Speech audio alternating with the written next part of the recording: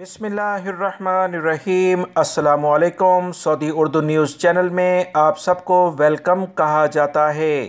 حکومت پاکستان کی جانب سے کچھ اہم اطلاعات ویکسین اور سعودی عرب میں آنے والے افراد سے متعلق آئی ہیں، جو کہ اس ویڈیو میں آپ سے شیئر کی جاتی ہیں۔ ویڈیو مکمل دیکھیے گا، لائک کر کے اپنے دوستوں سے شیئر بھی کیجیے گا۔ پاکستان کی حکومت کی جانب سے پہلے کہا گیا تھا کہ بیرون ملک جانے والے تمام پاکستانیوں کو فائزر ویکسین کی سہولت خصوصی طور پر وہ پاکستانی جو کہ خلیجی ممالک میں جائیں گے انہیں فراہم کی جائے گی، مگر اب اس بیان میں کچھ تبدیلی کر دی گئی ہے۔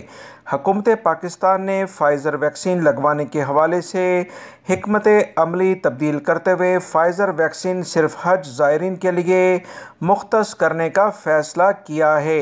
ڈائریکٹر جنرل ہیلتھ ڈاکٹر حسن عروج نے اہم اطلاع شیئر کی ہے کہ فائزر ویکسین کے حوالے سے حکومت کی پالیسی تبدیل کر دی گئی ہے اور اب فائزر ویکسین کو صرف حج زائرین کے لیے ہی مختص کرنے کا فیصلہ کیا گیا ہے۔ انہوں نے کہا کہ پاکستان کے پاس فائزر ویکسین انتہائی کم مقدار میں موجود ہے، اس لیے حکومت نے اپنے فیصلے پر نظر ثانی کرتے ہوئے حج زائرین کے لیے اسے مختص کر دیا ہے۔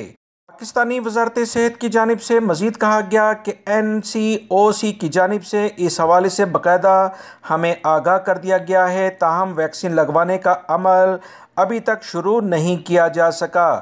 دوسری جانب وزارت صحت کے ذرائع سے اہم اطلاعات معلوم ہوئی ہیں کہ حج آپریشن کا اعلان ہوتے ہی فائزر ویکسین لگوانے کا عمل شروع ہو جائے گا، جبکہ حاجی کیمپس میں فائزر ویکسین کی سٹوریج کے حوالے سے کام جلد شروع کر دیا جائے گا تاکہ حج آپریشن کا اعلان ہوتے ہی حج زائرین کو حج کیمپس میں ویکسین لگوائی جائے۔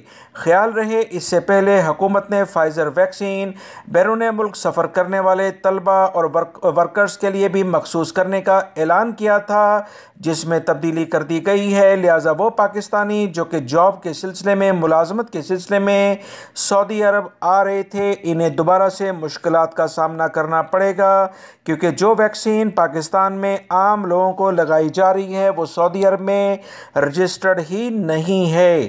اس بنا پر ان کا کافی خرچہ آئے گا۔ سعودی عرب میں آنے کے بعد انہیں لازمی 14 دن کا قرنطینہ کرنا ہوگا۔